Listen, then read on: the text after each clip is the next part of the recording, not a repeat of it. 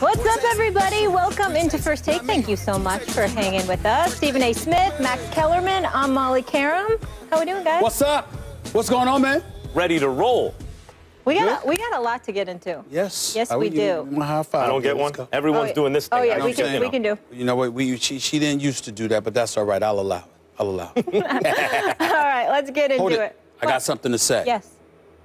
That speech by that First Lady last night. I'm glad you brought that up. Sensational. I just want to make sure that our First Lady, the First Lady of the United States, she brought it. Absolutely spectacular. I got up off my couch by myself in my hotel room twice. The glass ceiling and the White House that was, she wakes up every morning in a house that was built by slaves. America's the greatest country in the world. Absolutely. And the cracks in the glass ceiling. Twice I got up off my couch. Our First Lady represented last night. I just want to say that. No question. Now let's get to sports. We'll try to do the same. We kick things off in the land where it was a good day for Josh Gordon. Gordon was reinstated on Monday, but will have to serve a 4-game suspension and will join the Browns at training camp on Thursday. He was suspended for 2 games in 2013, 10 games in 2014, and the entire 2015 season for violating the NFL's substance abuse policy. Now, Gordon's agent, Drew Rosenhaus, telling our Adam Schefter that unlike other suspended players, such as Tom Brady, who are banned from any football-related activities with their team during suspension, Gordon will be permitted to remain with his team during this suspension. So we got all that, gentlemen. Max, should he be allowed to be around his team during the suspension? Yeah, I think it's a good thing. I think that it's a recognition that, and this does not mean that there's no personal responsibility for your own behavior. However, if you have a problem, and in the commissioner or in the league's opinion, being around the team can help you with what really is a personal issue, then that should be a good thing. It's good that they allow you to do it. Now, yesterday, the Alden Smith stuff came out, and I was on a soapbox about the hypocrisy of a league that tests for marijuana, yet is in bed with alcohol companies, right? The problem with always getting on the soapbox, though, about that issue is that usually when these issues come up, it's a guy with a problem. Or else why is he, if he's being suspended, he's been caught for it multiple times, and he knows that his financial future is at risk, and yet he still can't stay away from it, which means he has an addiction problem. I mean, I don't know how else you can read that. So the league, recognizing this, says, okay, here it's actually helpful for you to be around the team. Go ahead, get help. I don't think there's anything wrong with it. Really? That's right. I completely disagree with you. I don't think he should have been allowed around the team. And I'm going to tell you why. Because there's a rule that's in place that states that that's not what's allowed. Tom Brady has to suffer the consequences. Now, we could sit up there and we could say, okay, Josh Gordon has a problem. He was absolutely spectacular in 2013. Had, 87 receptions, 1,646 yards. The next year, 2014, he only played 5 games. Was he injured? I don't think so. I think that had something to do with some kind of a violation. He was suspended all of last year. Why? Because they found another violation. And here he is now. Even though they're letting him back, he's going to be gone for the first 4 games of the year, just like Tom Brady. So let me get this straight. Tom Brady, model citizen and football ambassador, 4-time champion, universally recognized as the greatest quarterback of this era, one of the top 3 quarterbacks in the history of football. Oh, by the way, supermodel wife, the guy sit up there and rocks the Tom Ford suits just like we like to. The guy looks good. He conducts himself in pristine fashion, doesn't get into any trouble or anything like that. But because of deflated footballs, this dude is not only not playing 4 games, which I'm certainly, and we can get into that later because I don't have that much of a problem with that, but he's not playing football. He's not even allowed to be with his teammates. He can't even have them over his house for dinner. But a dude in Josh Gordon, who I like, but with all due respect, got some issues. And one of them is weed. And because of this, we're going to sit up there and deduce that he has a problem. And because he has a problem, we need to be a bit more lenient. We can be more punitive with somebody who is pristine, but somebody who has a problem. Our empathy, our sympathy, all of a sudden usurps somebody like a Tom Brady, who has been a relatively stellar individual throughout his career. I find this decision reprehensible on the part of the NFL, not because of Josh Gordon per se, but because of the inconsistency. What I'm saying is, if you know you're going to do this for Josh Gordon, then turn around and do the same damn thing for Tom Brady. Who are you, and what have you done with Stephen A. Smith? What are you talking about? Stephen A. Smith, I know, is clear thinking enough to clearly see the difference here between a violation, which certainly isn't performance enhancing. If anything, the message that the league wants to send by even testing for marijuana is it does the opposite of enhance your performance, is that it's bad for your performance, that it's bad for you.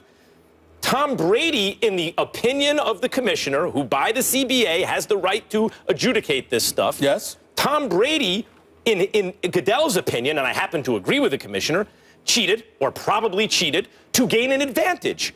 Are you going to say that there's somehow a moral equivalency, or there should be some kind of legal equivalency in terms of how the NFL metes out punishment between, on the one hand, a personal issue with substance abuse, which does not enhance performance, and on the other hand, a player who willfully, cheated for a team that was caught taping practice I'm in the sorry, past? just in case you were wondering, I didn't stutter. I know what the hell I said, and I mean it. The fact of the matter is, Max, this is the bottom line. The 4-game suspension is the 4-game suspension. If you are suspended for 4 games, I'm not saying that, it should be the same no matter what. But if you're going to give Josh Gordon, if you want to sit there and not be as punitive against Josh Gordon as you are against Brady, then why suspend him to 4 games? Why not suspend him 2? Why not let him back 2 games earlier? I'm saying that while you're suspended, a suspension is a suspension. And under the rules of a suspension, if you are not allowed to be on, listen. What are you, the suspension police? Evidently so. Somebody need to be it, so I'll take on the title. If they gave it to me, I'm telling you right now, if I were the commissioner, I would probably lessen Josh Gordon's suspension from 4 games to 2. But while suspended, he would definitely suffer the same issues that Tom Brady has suffered from. Here's the problem Goodell. Here's the problem Goodell has right now, and it's, I think, the reason that you and probably others will also take the position that he shouldn't have double standard for Gordon and Brady, although I don't think it's a double standard. I don't think all suspensions have to be created equal and all this kind of stuff. But here's the problem with Goodell. Power corrupts. Power tends to corrupt, and people have an intuitive understanding of this. And so they're suspicious of power, particularly someone with as much power as Goodell, where in the past it seems to have corrupted the process, or at least his thought process about how to mete out justice. And so now, because of that suspicion, whatever Goodell does will be met cynically by people. It will be received cynically. Here he's doing something constructive. I owe you an apology. Max Kellerman, I apologize. I had no idea that you were Mr. Sensitivity. I had no clue. I had no clue, Max Kellerman. I had no clue that what you were concerned about is the commissioner being concerned about public opinion and how that could potentially sway him. Far be it for me to think otherwise. Far be it for me to think that Max Kellerman could give 2 rocks about what the hell the public has to say. Okay, if you're the commissioner, you're going to do what you believe is right. That's what I'm saying. But he's doing the right thing, but it will never be met. It's not the right thing. It will never be received well because people are cynical about his intentions. But I'm saying to you, it's not the right thing. It would be right to me if Roger Goodell took Josh Gordon and said, instead of 4 games, I'm going to suspend you for 2. That might be right. But while you're suspended, you shouldn't be subjected, if you're Tom Brady, to different, more punitive rules against you compared to somebody else who's suspended. A suspension is a suspension. If you're sitting up here and you're suspended from work, guess what that means? You don't show up. Now, some people might have paid suspensions. Some people might not. But guess what? You're not on the air. And in the end, what's the difference between Josh Gordon and Tom Brady? The fact is, you're looking at Josh Gordon, and he is in a situation where you can't stay off the weed, possibly the sauce, possibly something else if you're hanging with Johnny Manziel. I wrote it down. By the way, and then you're going to turn around and just sit up there and tell me that this dude deserves more leniency than Tom Brady? I wrote it down yesterday. I disagree with that. How do you feel about staying off the weed again? Because I forgot. I wrote it down, but I can't find it. Football players, guys that cost themselves money, stay off the weed. Right, got it. Period. Here's the thing. So look, the team doesn't have to let him around. The team doesn't have to decide to let him around his teammates. Any team's going to let their player around the teammates. So let me get this straight. This is your position. Simply because of your idea of the definition of a suspension and how somehow they should all be treated the same. In the judgment of the commissioner, if this individual would be helped by being around his team, in the judgment of that player, if he would also be helped with the problem that got him suspended in the first place by being around his team, and in the opinion of his team and his teammates, he would be helped by being around them. None of that should change what actually happens because of some inflexible idea of the definition of suspension. Once again, I owe everybody an apology. I thought that we were talking about the NFL. I didn't know we were talking about daycare center. I had no clue. I was lost. Somebody didn't tell me you need that the to get NFL in touch with your sensitive side. Somebody did not tell me that we're talking about a daycare center. Right. It's a grown man. And by the way, if you need to be around your teammates all the time to refrain from engaging in detrimental activities, okay, then guess what? There's no hope for you any damn way. Well, He was going all last year in 2015. He was going all last year. He only played 5 games in 2014. What the hell were you doing then? We could surmise, but in the end, what it comes down to is this. If you're going to be a member of the National Football League, you have to have the requisite discipline to make sure that you refrain from activities that could cost you your career. But not in the opinion of the commissioner, Josh Gordon, the team, or his teammates. Not in their opinions who are actually going through this. That is true, but they ain't on First Take either. We addressing this, and I'm telling you how I feel. I don't give a damn how they feel. I'm telling you what I feel, and this is what it is. They're wrong as far as, not the Browns, not Josh Gordon, but I think the commissioner in this instance, you can correct. They don't have to follow his advice. You can rectify this. Allow Tom Brady to have his teammates over his house. It's a Sunday, dog. It's a Sunday, Max, and I decide I want to have the team over for dinner. Sunday dinner. I can't do that. Tom Brady, he's an American citizen. Don't get me wrong. I am no person that's been all over him. But he is an American citizen. No, he's not. He's a citizen of the NFL. That too. Roger Goodell, once you sign that CBA as a labor union, he owns you. I totally agree. Sold. I totally, I won't go that far, but I get where you're coming from. But in the end, what it comes down to for me is that Tom Brady doesn't deserve being suspended for 4 games. Fine. But you can't talk to your teammates. You can't be around your teammates. You can't even have lunch or dinner with them at your house. Who the hell does Roger Goodell think he is? That's crossing the line. That's crossing the line. Right. And check the CBA. Roger Goodell can do basically whatever he wants. Nobody has made that argument as religiously as me, which Molly will attest to. Yep. But I'm saying, usually he's not Team Brady. I thought it was hard and fast. I didn't know that you would turn around and say, well, Josh Gordon, he's got a problem. Let's have him around the team. You all feel free to bring him around. Let him play throw footballs with you guys. He can't practice. He can't train. You don't have a problem with Josh Gordon being around the team. You have a problem with Tom Brady not being around the team. I have a problem with the rules not being consistent. But what I like about this is here the commissioner is actually making a distinction between a cheater and a person with a problem. Cheating goes to the integrity of the game. And a problem goes to your personal life. And I usually would agree with that. But in this case, with them having the same 4-game suspension at the same time, I mean, both of them, 2016 season. Two guys might have the same sentence. They're up for parole at different times. I'm just saying that it's wrong, Max. It's wrong to me for the commissioner to sit up there and make such a concession for Josh Gordon while doing that to Tom Brady. I have no problem with the suspension, which we're about to get into. I have no problem with the suspension, but the other stuff on the side can't. Your boys can't come over your house? What? I can't have my boys over my house because ESPN said so. Really? Something wrong with that picture? Something's wrong with that picture. Especially a team that has tape practice before in the past. I think there is an argument to be made. Tom Brady didn't tape anything. There's a nature of conspiracy involving the team. No, not really. Of course he should be allowed to be around. Tom Brady should be allowed to have his friends over to his house, but that's separate from Josh Gordon being around the team. Okay, so the sticking point for you is the inconsistency, and that yours is that all suspensions aren't created equal. Of course. Each thing should be treated differently. All right, speaking of double standards, when we come back, PTI's Tony Kornheiser thinks Tom Brady and Peyton Manning have been treated differently by the NFL. Is this fair or unfair? Why is Max laughing at me? What you laughing at me for, Max? What you laughing at me for? I think I know. Good Tuesday morning, everybody. Hello, I'm Molly Karam. Stephen A. Max Kellerman will be here on Monday, but in very good hands. Jonathan Coachman, the coach, and Max Bretos here today. What's up, guys? You know what? We had such rave reviews from yesterday that as I'm driving the bar, we set the bar too high for ourselves? I think we set the bar too high. We may have done that. So I'm driving to Boston last night, hanging out with Big Papi and David Ortiz and doing our thing. Big time. Yeah, dropping names.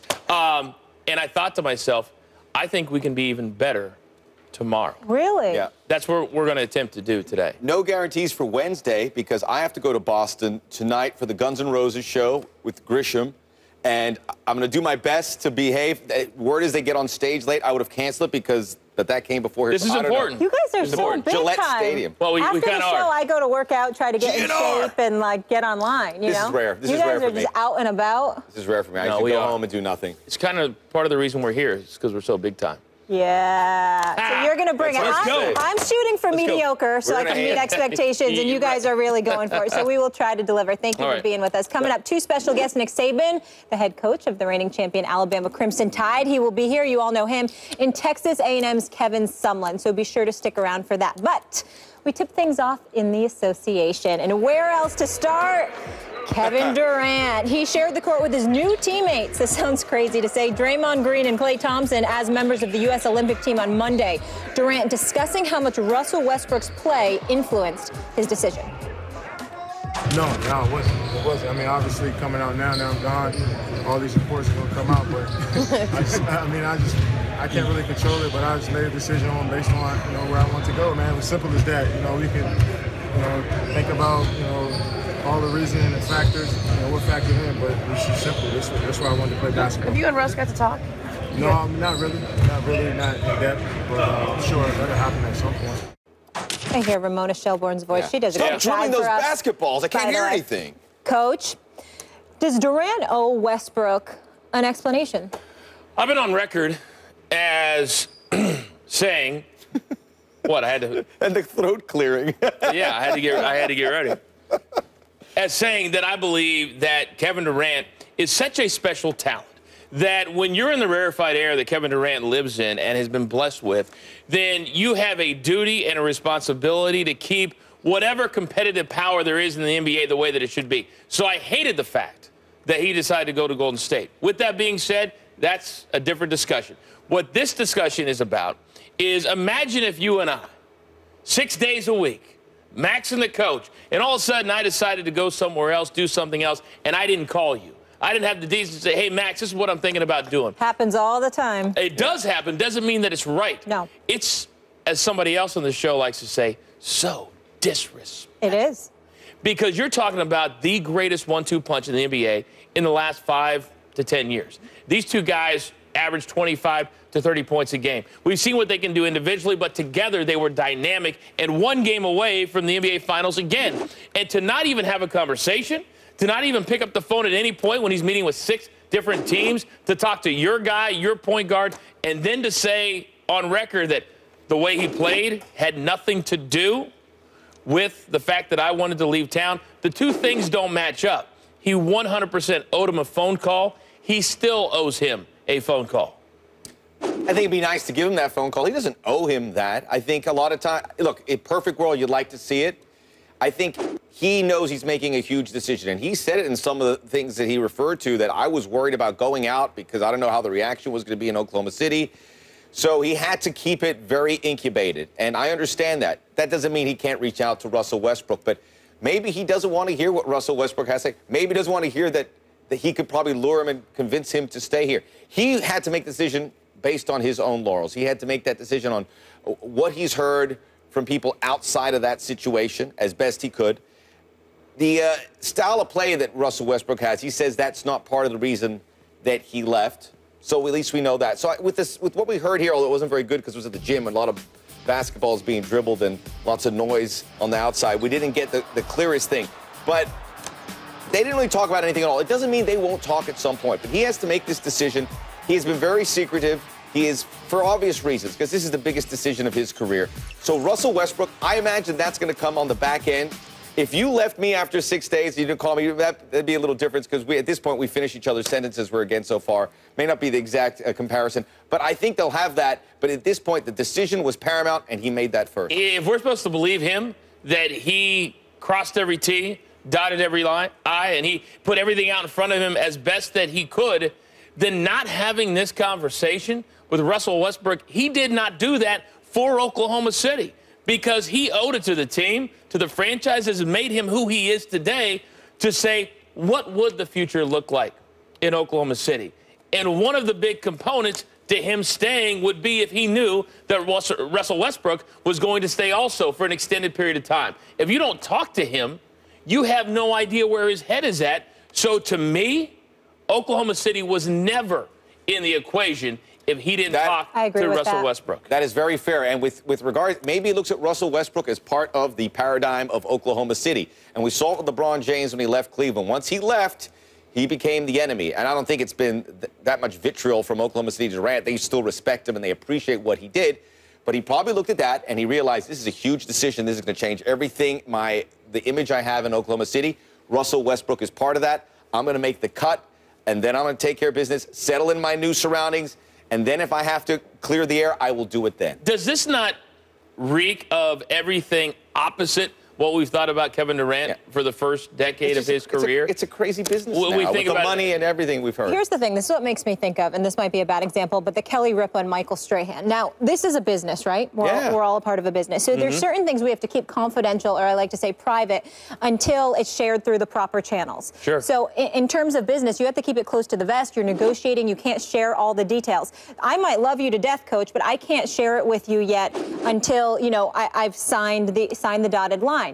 But with that being said, once that decision is made, you can let Westbrook know first before you're letting the public know. And I know nothing about the Kelly Ripa Strahan situation, not close to it at all whatsoever. But supposedly that was the beef. So I can let you know first and then let it go public. So what that shows me, which everybody said all along, they're not that tight. Nope. Exactly. Abundantly clear. This is a true story. So when Brock Lesnar announced that he was going to UFC 200, I have a very good relationship with the WWE. 7 text messages, 3 phone calls. I got nothing back. Now, after the fact, I find out that they had promised Dana White they would not say anything until the announcement was made. I said, I need to be armed with the information on how he was allowed to fight in the UFC when he was under WWE contract. I needed to know, not to break the story, but to be educated on when the time came. Kevin Durant should have been educated, and this was a big piece of that puzzle. I think you're spot on. They're not as tight as we want to believe they were, even though they're this dynamic duo. I like what you bring up about personal situations, as you did. I left Fox, I came to ESPN. When I did that, I severed a lot of cables. I've been able to fix those in the back end. When we do that, things change. I've left representation I've had in this business, guys I'm very close with, and when that happens, no phone calls, no nothing, it stops. It doesn't mean you don't think any less of them, but in this situation, this business, whatever it might be, that's the reality of it. And it's cold-blooded sometimes, but that's the way it goes. It's 100% cold-blooded. But this, to me, supersedes all of that. That goes above all of that. We're talking about 2 of the 5 greatest players in the NBA today. And to not have a phone call, to me, is almost unforgivable if I am Westbrook. Life goes on. Yeah, and again, speculation here with the examples we gave because we don't know the actual true details.